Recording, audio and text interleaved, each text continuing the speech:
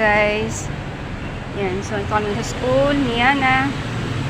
Kasi ayun namin yung kanilang mga plants. Yan. I-replant namin.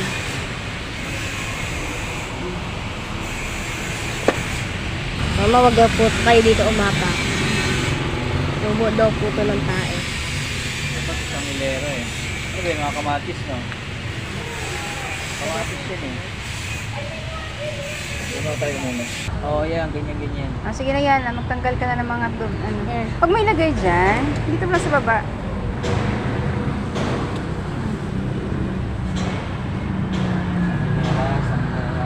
Pag-ganun lang. Sige, go. Matanggal din ako ng mga damo.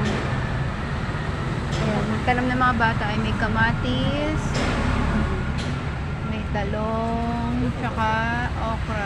Ayan, hindi mo ka-group mates.